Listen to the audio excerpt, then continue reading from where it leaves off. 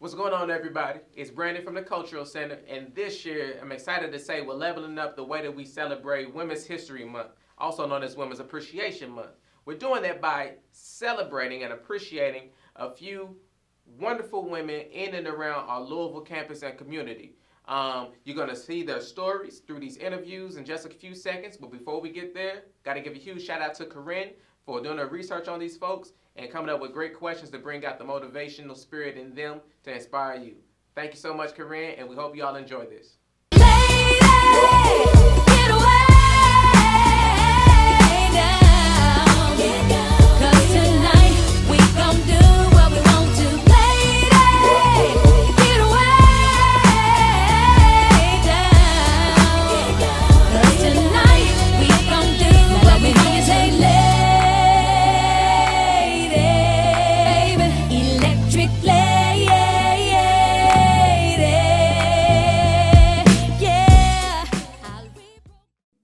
right, recording now. Good morning, evening, afternoon, midnight hour, wherever you may be. It's your boy, Brandon Bailey, coming to you live from the Cultural Center, and we are celebrating the month of March, also known as Women's History Month, also known as Women's Appreciation Month, and March 9th is just 364 days away from the following International Women's Day, right? So we're coming off that holiday on yesterday, and we are with a phenomenal sister in her own right. Doctor is her first name, Delcenia Collins. Happy to have you with us and learn a little bit about your journey today. And you are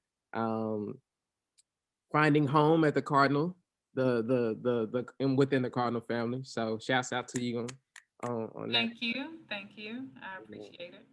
Yeah. And it's gonna be some brown skinned young lady somewhere that's gonna appreciate the brows and the bangs and how you doing this thing. All right. So yeah. Come as you are. Come as you are. Yes, come Right. as you are. So so Dr. Collins, to give some folks, a little bit of shallow, background on you. Um, where are you from, and where'd you do your undergraduate career at? Yeah, so you just want me to say my undergrad, grad school, and Yeah, just the yeah, whole yeah, nine? I yeah. will do that. Okay. Well, I am from Palm Bluff, Arkansas, born and raised. I'm an Arkansan at heart. Family is still there. I did my undergrad work at Mississippi State University. So I am definitely a Southern girl at heart, a deep South, right? Yeah. Southern girl at heart. And then I continued on and did my graduate work at University of Central Arkansas. And then from there, I did my doctoral work at University of Texas at Arlington. So that's just a little bit about my educational background, and then Right, just where I'm from. Yep. right. So that's the educational side. So Yep. let's dig into the cultural side real quick. Sure. What is your favorite thing to cook? Oh, favorite thing. So I love seafood. I love shrimp and grits. One of my favorite. Another favorite, more so comfort food, is mac and cheese. Homemade mac and cheese, not box, not homemade mac and cheese. So I think I do pretty well. I would say so myself. So yes. Okay, I can dig that. And so you started off at Pine Bluff, Yep, right? that's where I'm from. And, Yep. and a little bit later went on to Starkville, Dark Mississippi. Vegas. Yep. Right, Stark Vegas. Yeah. Um, so what was it like in Stark Vegas for you? Mississippi has the perception of, you hear about racism and, how Black people were treated in Mississippi. And so initially, when I went to visit campus, I thought, all those things popped in my head. And then when I was actually on campus, I loved it. Mm, Like, loved every bit of Mississippi State University, just based on the people I met, based on the atmosphere, the culture of it all. I mean, I truly enjoyed it. It was great. That's how I got involved in student affairs and higher education, because of my time at Mississippi State. And so really, if it was not for Mississippi State, I probably wouldn't, be in higher education. I probably wouldn't be at University of Louisville now. And so I loved it there. Great people, great genuine people. It's the hospitality state, and it was truly shown and demonstrated, while I was there in mm, school. Hmm. okay. Well, we glad that you had that experience to get in contact with working in higher ed, because now you represent here. You know what I mean, with housing. And I want to make sure I get your title correct. Is it associate director? Associate Director of Residential Education. Got you. Okay. Okay.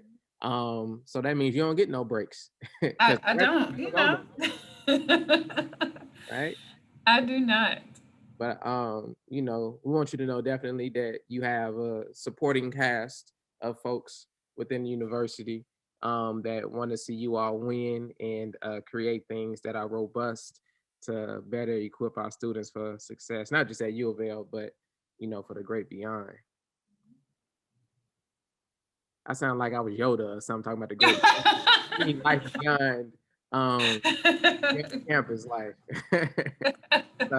So, now, so these questions, again, YouTube family, this is Women's Appreciation Month. This is Women's History Month. And this interview was designed by young Corinne Mobley. Shout out to her, who is one of our student workers at the Cultural Center at U of L. And so these questions are coming from a young person who identifies as a young woman and is about 2 decades into the game of life, and is asking these questions from her perspective on as someone who um, wants to be a very high achieving person in life. And so we are asking very high achieving people around the university um, these questions on her behalf.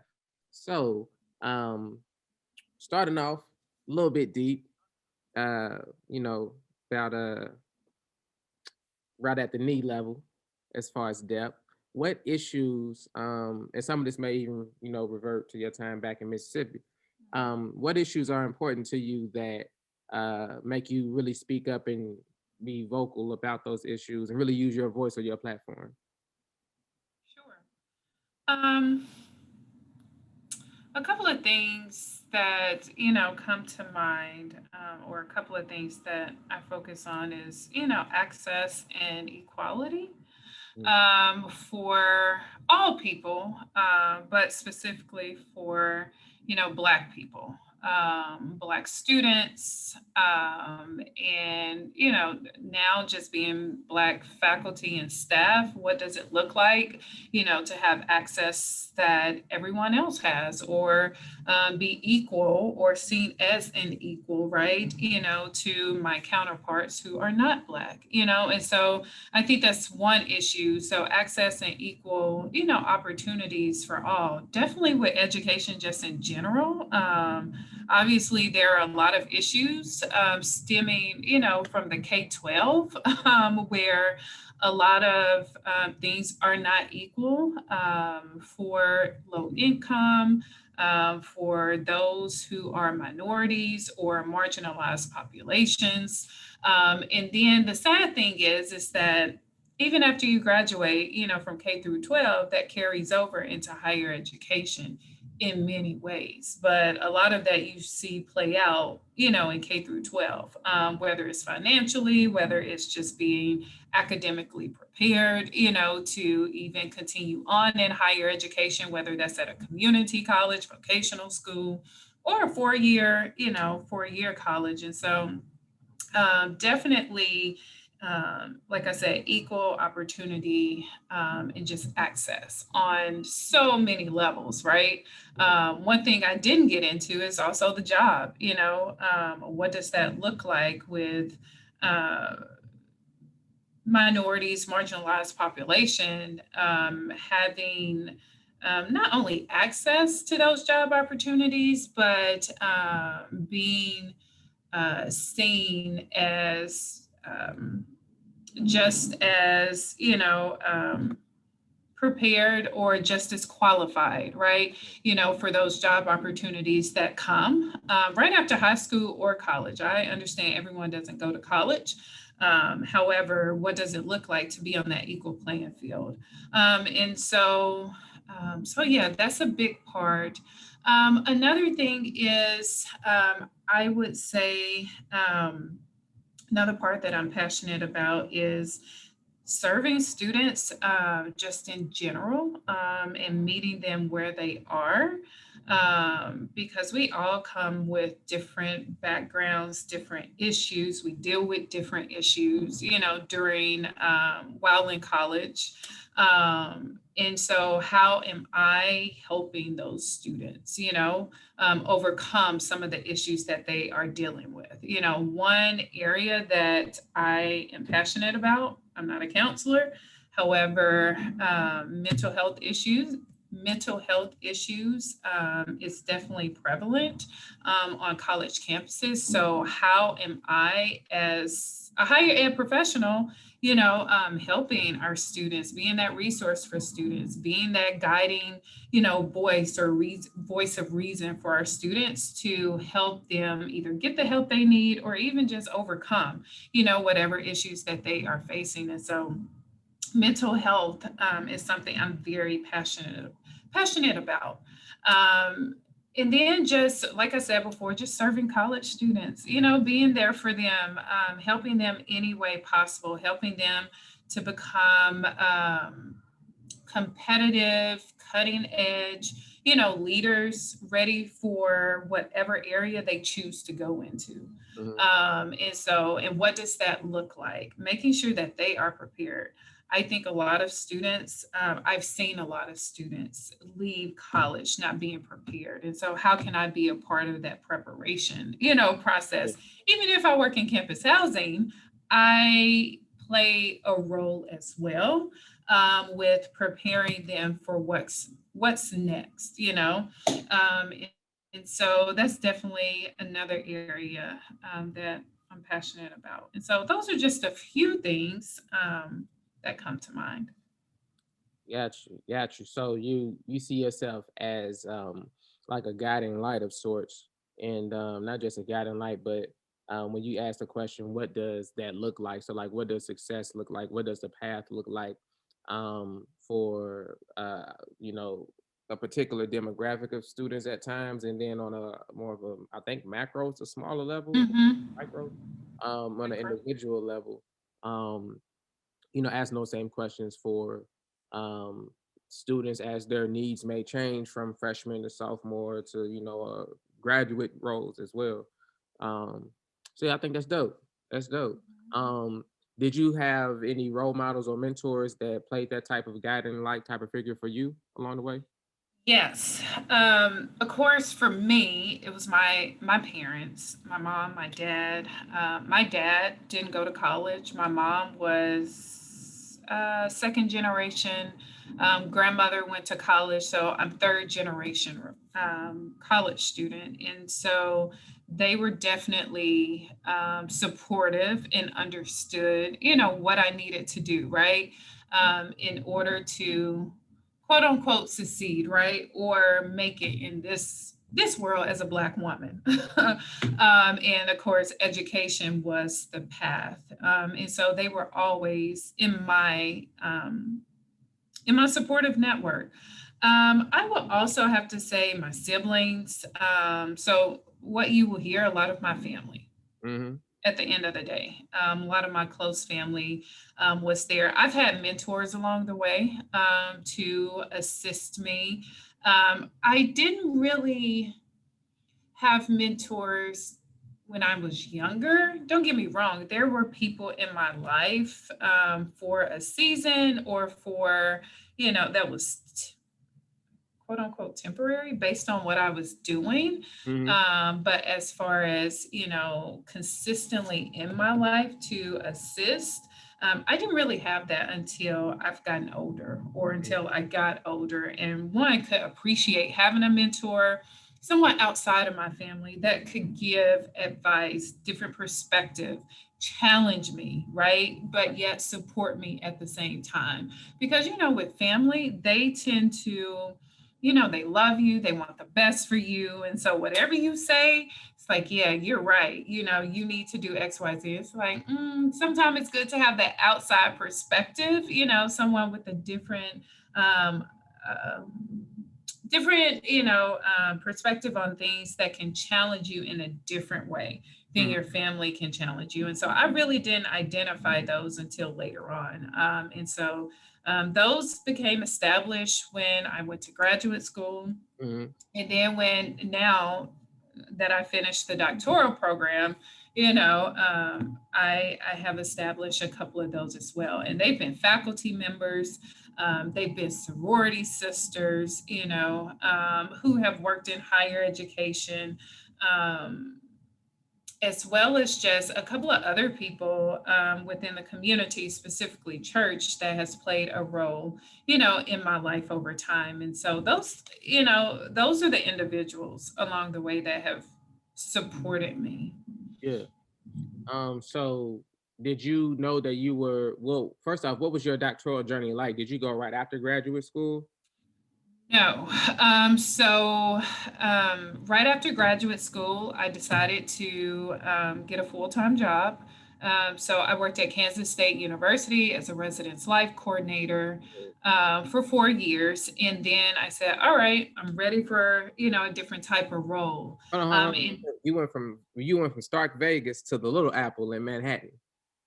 well, I went to grad school at University of Central Arkansas. Got you. So I Okay. went to graduate school Oh, there. Yes, I went to graduate school there. And then right out of graduate school, yes, I went to Kansas State yeah. in Manhattan, Manhattan, Kansas.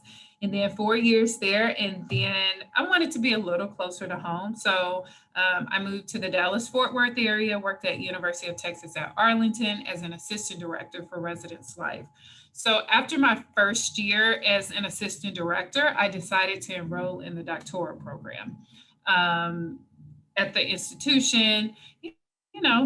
Financially, it worked out because they tuition assistance and so forth played into that, and I thought it was a good time for me to one capitalize on those benefits, but then also pursue an advanced degree that I know or knew I needed in order to progress in higher education.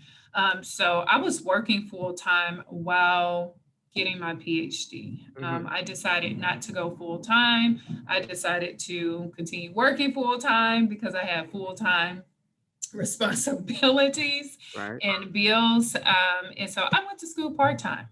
Yeah. And I finished up. It took me longer than probably most who would have gone full time. However, I got done. Yeah. Yeah. I got finished before I actually moved here. So Right. Right. So, and I think that's a beautiful lesson in narrative that isn't shared enough. When we talk about, success in higher ed, is, oh, graduate on time, go full time, take 18 hours. If you can take 3 classes over the summer, it's like, no, man, you can take your time because, yes.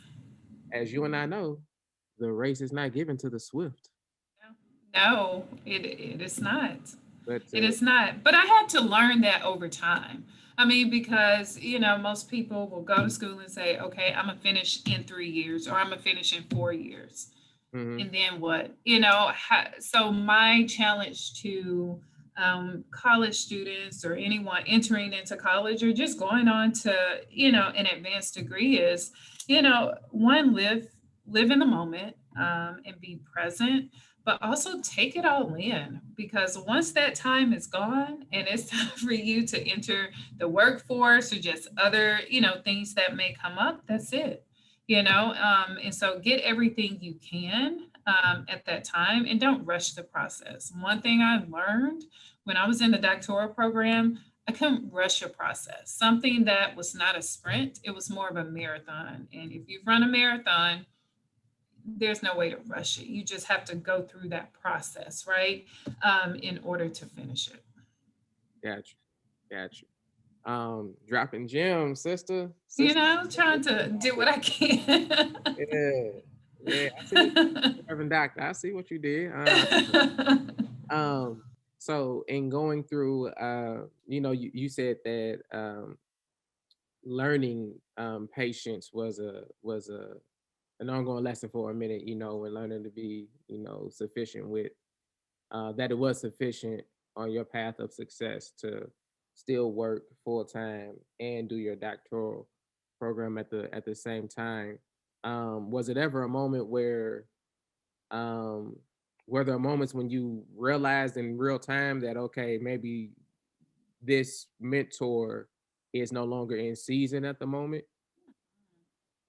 Yeah, I mean, and that's one reason it's good to get a mentor for various things, right? Because you have those life mentors, like personal things are happening or what have you, but then you have those educational mentors, those Mhm. professional mentors, but to answer your question, yes, it just depends on what's happening, right? In life. And when you have multiple or various mentors to choose from, when something comes up, right? You have an issue, you have a problem that one, maybe you've never dealt with or heard people talk about, and then you think about, who can I call, right? To offer me perspective, advice, guidance on how to deal with this, and so that's one reason I encourage various mentors, if possible, for various things in your life Mhm. that are important to you, right?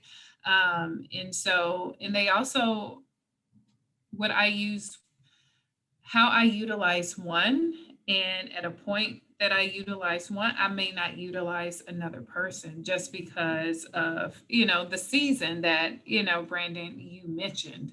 Mhm.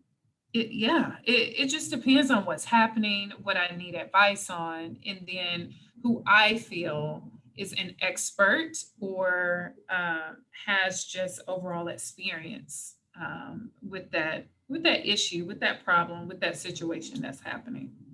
Got you. And so, switching gears a little bit, um, you said that you are a sister of the Deep South, and not just the South, just now you ain't from Knoxville, Tennessee. Now it's good people there, but you from the Deep South.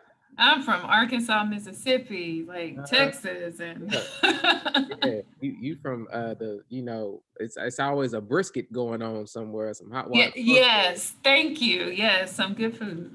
right? Some buffalo chicken happen. Um, so how how has your cultural identity influenced the way that you view life and see the world?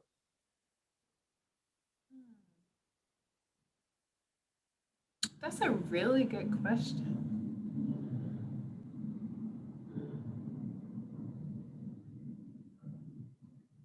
And again, these questions are coming from a young blossoming student who's about 19, 20-ish, you know, and finding her own path as she's recently traveled across different regions of the US.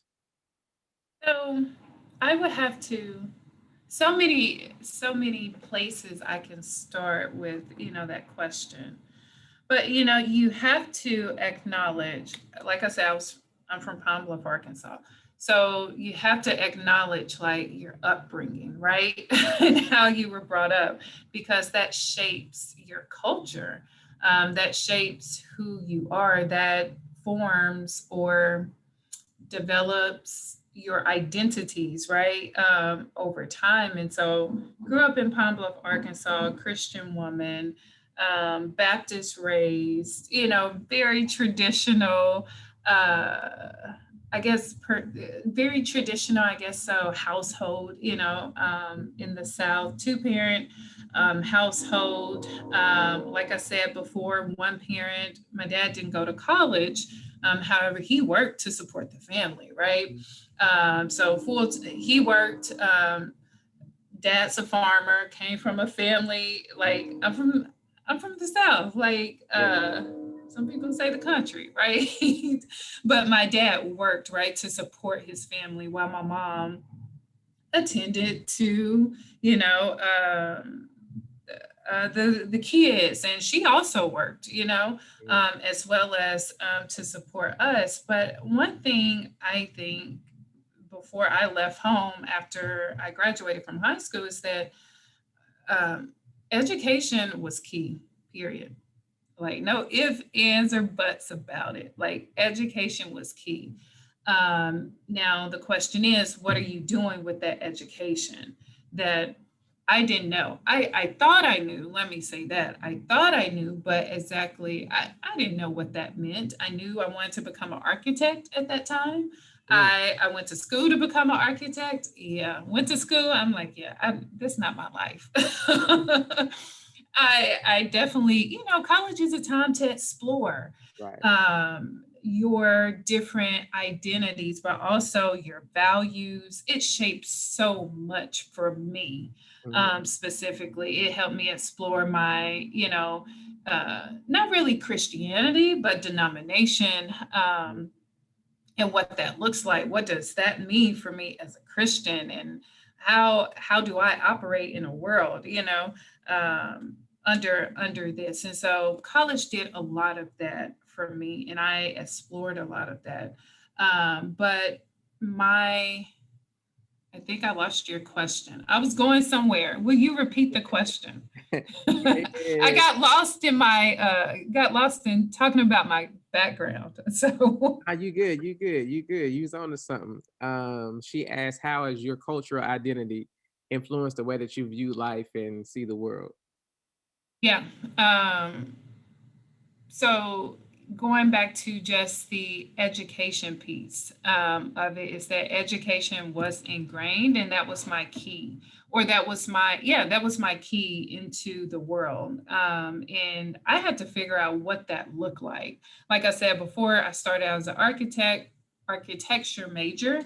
And then of course changed it, and then I stumbled upon, education.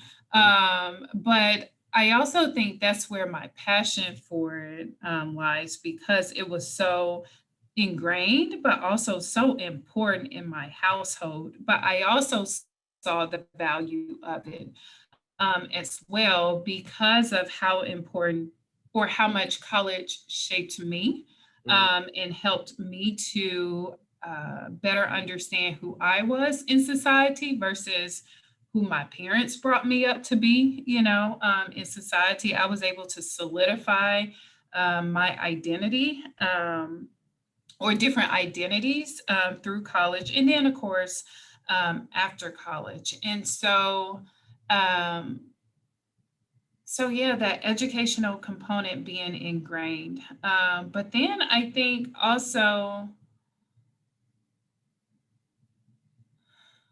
I think also just after that, then exploring taking chances, taking chances and not being afraid to take risk, at the same time, to better understand what I wanted, and what I wanted to be, and what that looked like for me. And so I couldn't be afraid of that. Obviously, I went to Mississippi State University, wasn't too far from home, but it was pretty different.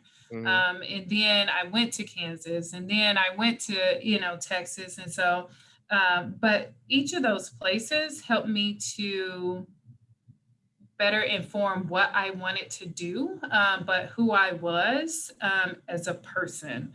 But also, yeah, helped me to understand which direction, I wanted to go professionally, Mhm. as well as,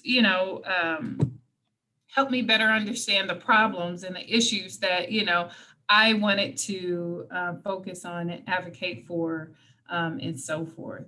Um, so yeah, that's where I will end that. I don't know if I answered your question completely. Um, Well, in essence, you said what in essence what you said was as a black woman raised in a Southern and Christian household, um, you had to go on that journey of realizing who Delcenia is in the world, not just as the product of my household, but as a contributing member of society who's going to work in higher education. So no, it's not architecture, it's not this major or this major, but hey, here's an issue that I'm passionate about, and here's an area that I'm passionate about, and I think this is my way. And so it's no wonder why you ended up at UofL helping us solve there some of the you problems go. we're trying to solve.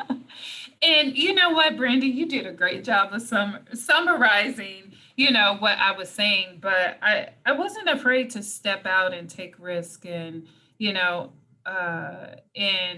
take a journey that was step away from home, right? To see what life has to offer out there, living in different places, doing what I also saw myself doing, and so, and I think with that, you know, came a lot of growth, but has also come a lot of challenges, in many ways. But at the end of the day, I know and knew then, Black female, figuring it out in this society, in this world, and what that looks like, for me versus what that looks like for everybody else. Whether it's family, whether it's friends, whoever it may be, I was figuring out for myself. Gotcha. And so as a very calculated and strategic um doctorate of is it doctor of education Mm-hmm. Yeah.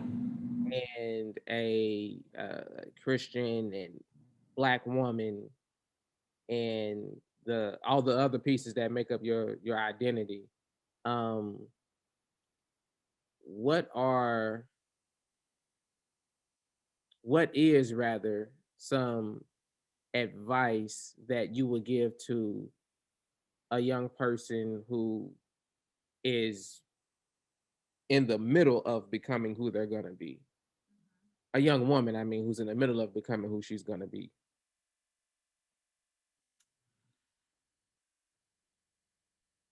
As I mentioned before, I think you have to step out of your comfort zone, sometime to figure out what that looks like, right? Um, yes, you can Google professions, you can Google, different, occupations and paths you want to take. But until you step out of your comfort zone and take that risk, you don't truly know what that looks like for you, Mm, right? That based on what you research, based on even what people have told you. I mean, those are all great things. But what about your experiences? What are you doing, to experience whatever it may be that can shape, or help you to become the person you see yourself becoming? And of course, you have to be okay with that changing. I mean, yeah, who I was at 22 or who I was at 22, of course, is different than who I am today. yeah, But I cannot tell you at 25 that I was going to be where I am today. yeah. That, that one that came with time, but also that came with, the opportunities that, I accepted along the way, but that took moving as well. And that worked for me. Mm, Like I can pretty much move anywhere. I can move a lot of places and adapt, but also see the benefits. I can see maybe the challenges, but the opportunities of it all and how that's continuing to define me. Mm. as a person as well as a professional, and what I want. So yeah, step out of your comfort zone. Take those opportunities that may be presented to you, whatever that may be, because you just never know where those opportunities will take you in life. I will also have to say it's important to surround yourself with support systems, various support systems, not just your family or friends, but your coworkers. If you're in a sorority, fraternity, surrounding yourself with people that come from or have different backgrounds than you, because they can impart so much wisdom on you, and have you thinking about things that you never thought about before. But they will also challenge you in so many ways. And at the end of the day, you want people who are going to challenge you so you can become the person you want to become, or that you never thought of becoming, because Right. many times we will exceed our expectations, or exceed our thoughts, right, and opinions of ourselves, which I think that's what we should do. However, you have to always position yourself to do that. And so those are just some things I would say. So a support system, taking risks, taking opportunities, yeah, is I think very important. So you honed in on a couple of key words that bring out um, this next question that she asked. That one word was challenge, and then another word was position. So again, being in it, well, first off, let me say this. So for those who are watching abroad, we black, we real black, and I got 3 feet of dreadlocks down my real, so really black. You know, keep a t-shirt up We underneath. blackety black, as they say. Blackity black. Listen, blackity black. You be black. See, you be knowing. See, so, um, within American systems, there exists institutional racism that we as a country and as individuals are doing our best to push back on and dismantle. It take time because it's a 400-year head start, but that's different, bit of a different subject. As a being black and being female, what are what is or are multiple obstacles that you face in the professional field, and how were you able to overcome them? And there's still obstacles that I'm facing and will continue to face. I mean, we have to call a spade a spade. That's where we are, as Black culture, as Black people. But I also understand that. I mean, my parents talked about that with us. That's why education was key. That's why, and I'm sure Brandon probably can relate. We've always had to be a step ahead. Now, Mhm. the question is, what does that mean based on where I am? What puts me a step ahead of my counterparts? And what is going to position me, right? To get to where I want to get to. Because I know as a Black female that I'm met with challenges, institutional racism, also, as a woman, that has its challenges as well. And so I think a couple of things. One, acknowledging that's what it is. You can't be in denial about it. You have to recognize it, you have to understand it. Um, but you also have to, a couple of things, talking to people, going back to support system, having people in your corner is very important. And having people in your corner that, of course, you can talk to about things, but that will also, give you perspective on how to better advocate for yourself, how to be strategic, in what you're doing. And I'm not just talking about applying for a position or trying to get to that next step. You got to be strategic with how you work within the job that you're in, right?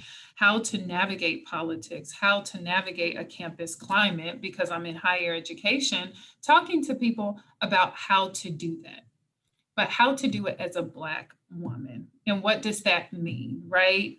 Of course, well, maybe I shouldn't say of course, but as a Black woman, there are stereotypes that come along with us, right? So I pull up to a table with my counterparts who look very different than me. Of course, they are expecting me to respond or to act or to, navigate the conversation a certain type of way. And it's nice when you can come to the table and navigate it a little bit differently, Mm-hmm. very unexpectedly, right? But very strategically in order to still get your point across or to, advocate for whatever you're trying to advocate for. But I think that came with time, but also having or talking to people and watching people on how they navigate, a system where we don't have a lot of us, at the table many times. So having that system matters. I think also it's so important to sometimes it's good to observe before you are quick to speak. And I say that not that I'm saying, oh, just sit back and watch things go astray, or, I'm not saying that, but I'm saying observe from the standpoint of trying to be strategic, but knowing how to navigate politics, knowing who to talk to, when to talk to, those type of things. Being an observant person can work in your favor. Definitely work in your favor. And I mean, that's just a piece of advice for anyone going into any field, understanding how to best navigate and manage it. You got to observe and understand who the key players are and when they come into play. So being observant. I think another thing is you asked, how did I get to where I am? Positioning myself. Positioning myself in being okay with being the only Black person. Mm-hmm. Um, being the only Black person at my level, right? And being okay with that, but also understanding what comes with that. Mm-hmm. And I say that because it's uncomfortable. It's uncomfortable in many ways. One, because you may be the only Black person at your level, but you're also the person that is a big advocate for many. Right. In many marginalized populations. I'm not just talking about race, but many marginalized populations. You become an advocate even if you sign up, even if you do not sign up for it, Mm-hmm. right? It just comes along with it, but you have to be okay with that, or at least I think you have to be okay with that. And being okay with challenging appropriately and challenging your counterparts, and also saying, you know what, this might be the day I put myself out there and Yeah. use all of my capital. And, it's like, will I have a job? Will I not have a job? But if you know you're doing the right thing for the right reasons, then at the end of the day, it will be okay. I mean, at least I've learned that. Right. It will be okay. So those are just a couple of things. I can find myself rambling on. Now you good. That's all beautifully wrapped together. Um, as far as like learning the a person learning how to navigate a space that they're in, and in terms of the um like if you're a sailor of a ship, right? During the daytime you have no compass, you have to rely on the stars, but you can't see them until a certain time, which means that's when you really have to be observant so that you know where you're going directionally on a grand scale. But during the daytime, whoever's at the helm, so to speak, steering the ship, they have to watch out for debris. They have to watch out for, make sure ain't nobody going overboard. They have to, watch out that they ain't too close to a coastline. So it's like you still tuned in, but you have to be strategic in knowing who those power players are, that are working against you, and who are those power players that you can align yourself with. Um, and for whatever that cause may be, um, in that space and or at that time. So, um, throwing my 2 cents in, I think us men folk can always do a bit of a better job in spaces that we're in, where not just where um the ideas and thoughts of women are being overlooked, but more so, especially when they're being like, okay, yeah, thanks for your input. All right, next, right? That type of a thing. Like we have to do a better job of speaking up when we see that happening in real time. Not just on like a comment card on a survey once a year. So I agree. facts. Yep. Facts. Um, well, you have a very, very busy schedule. Um, I do want to get one last question in real quick, Sure, and go it's for about it. the book. So you have the huge task of working within housing, and the residential education piece of it, and continuing to build that out for all however many thousands of people that's on campus. Um, what does self care look like for you? Yeah. Um, I've started back working out. So I've been in the position for 3 months. So let's start there. Been in the position for 3 months. And with me, any new position, it just takes time, right? To understand how everything works, understanding processes, and so forth. And so I am the type of person to dig my heels in and then just focus on that day, night. That becomes my focus, and that's what it's been in the job for the past couple of months or so. But to take care of myself is, I go back to family. I'm a huge family person.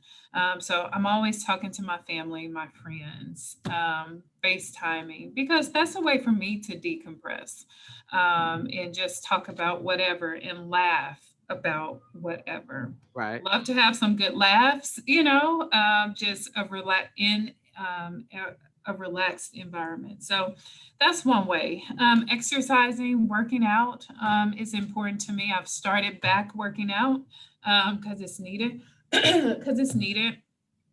Just not going to the gym. Maybe doing some yoga Mm. or going for a jog or run or something. To clear my head is important. Is important for me. I feel a lot better when I do that. So I would say another thing is really just silence, is and I've become over time, as I've gotten older, I've become okay with silence. Yeah. Like pure silence. I can go home, just sit on the couch, and I'm not watching TV. I'm not Yeah. doing anything.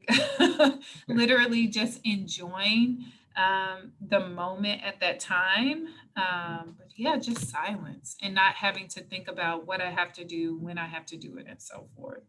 Um, and then the other thing is just, I mean, I love a good brunch. That's how I take care of myself, by eating.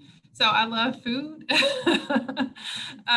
Love to hang out, and just go for some good laughs, because life should be enjoyable at the end of the day. Yes, work has its, stressful times. It has its good times and busy times.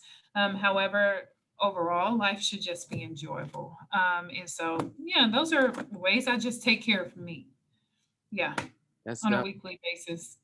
That's dope. That's dope. And Yeah. uh one more cent for you. If ain't nobody told you yet, since you up in um, what's known as the Ohio Valley now. If you haven't already, stop by the store and find you some local honey, Okay. and you're gonna want to get a teaspoon of that up in you a day, every day, probably to the end of May, so you can build up your allergy resistance. The allergy season about to start like next week. See, no one told me, but I'm not surprised because I could sense, my allergies kind of flaring up a little bit. I Yeah. had the same issue in Texas. I Uh, mean, it was pretty bad in Texas. So good to know though for Kentucky. I felt that, since I was going a little, further north, that I would be okay, not as southern as Texas, but it seems like what you're telling me is yeah, that I need to prepare myself and, start transitioning back onto some allergy yeah, medicine. yeah. Whatever your preference is, what's it, Zyrtec, Allegra, Yeah, uh, Zyrtec. all of that. You gonna want to have that going in combination with that local honey. You know, Okay, good to know. I'm happy you told me that. right on, right on. Well, sister, Reverend Doctor, uh, Dr. Collins, we appreciate your time and shedding light on a lot of different things, um, as far as learning oneself, on the journey to success. So we definitely appreciate you, and look forward to being able to work with you in the near future. So um, if y'all have any housing questions, don't go emailing her all at once, right? It's the spring. People trying to come in here for next fall. All right. No, but if y'all have any questions, feel free to send them my way and at brandon.bailey@louisville.edu. And I'll be sure to connect you with any one of our great phenomenal sisters that we're talking with this month. And that way everybody can stay connected. So until the next time, we appreciate y'all. Thank you, Brandon.